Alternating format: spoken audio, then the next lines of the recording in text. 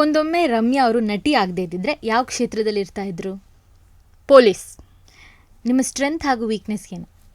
ನನ್ನ ಸ್ಟ್ರೆಂತ್ ಯಾರಿಗೂ ಹೆದರ್ಕೊಳ್ಳಲ್ಲ. ನನ್ನ ವೀಕ್ನೆಸ್ ಲವ್. ಯಾವ ವಿಷಯಕ್ಕೆ ತುಂಬ ಬೇಗ ಕೋಪ ಬರುತ್ತೆ? ಕೆಲಸ ಸರಿಯಾಗಿ ಆಗಲಿಲ್ಲ ಅಂದರೆ ಕೋಪ ಬರುತ್ತೆ. ನಿಮ್ಮ first celebrity crush? Dulquer Salman crush ಅವರು. ಬಟ್ ನನ್ನ ಫೇವ್ರೆಟ್ ಹೀರೋ ಬಂದ್ಬಿಟ್ಟು ಉಪೇಂದ್ರ. ಪ್ಲೀಸ್ ಇದನ್ನು ಮೆನ್ಷನ್ ಮಾಡಿ. ಓಕೆ. ನೀವು ತುಂಬ ಚೆನ್ನಾಗಿ ಮಾಡೋ ಅಡುಗೆ ಯಾವುದು? ಪುಳಿಯೋಗರೆ. ನಿಮ್ಮ all time favourite film actor ಹಾಗೂ ಆ್ಯಕ್ಟ್ರೆಸ್? ಉಪೇಂದ್ರ.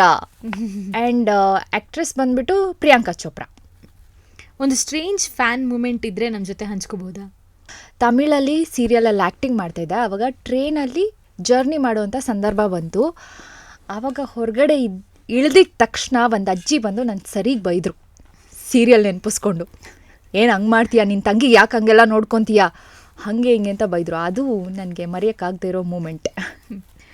ವೈಯಕ್ತಿಕವಾಗಿ ನಿಮಗೆ ತುಂಬ ಇಷ್ಟವಾದ ನೀವು ನಟಿಸಿರೋ ಸೀರಿಯಲ್ನ ಒಂದು ಪಾತ್ರ?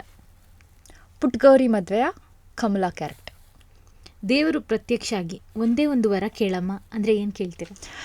ದೇವರು ಪ್ರತ್ಯಕ್ಷ ಆಗಿ ನನ್ನನ್ನೇನಾದರೂ ಒಂದು ವರ ಕೇಳಿದ್ರೆ ಒಂದೇ ವರ ಸಾಕು, ನಾನು ಯಾವತ್ತೂ ಲೈಫಲ್ಲಿ ಅಳಬಾರ್ದು ಅಂತ ಕೇಳ್ತೀನಿ.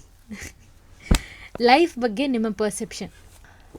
ಲೈಫ್ ಬಗ್ಗೆ ನನ್ನ ಪರ್ಸೆಪ್ಷನ್ ಏನಂದರೆ, ಯಾವಾಗಲೂ ಪ್ರೆಸೆಂಟಲ್ಲಿ ಇರೋದಕ್ಕೆ ಕಲಿಬೇಕು, ಹಾಗೇ ಇರಬೇಕು. ಪಾಸ್ಟನ್ನು ಜಾಸ್ತಿ ಕೆದ್ಕೋಕ್ಕೆ ಹೋಗಬಾರ್ದು, ನೋಡೋಕ್ಕೂ ಹೋಗಬಾರ್ದು. ಒಳ್ಳೆಯ ವಿಷಯಗಳನ್ನು ಮಾತ್ರ ಇಟ್ಕೋಬೇಕು, ಕೆಟ್ಟ ವಿಷಯಗಳನ್ನ ಅಲ್ಲಿಗೆ ಬಿಟ್ಬಿಡಬೇಕು. ಇಷ್ಟೇ ನಾನು ಫಾಲೋ ಮಾಡೋದು.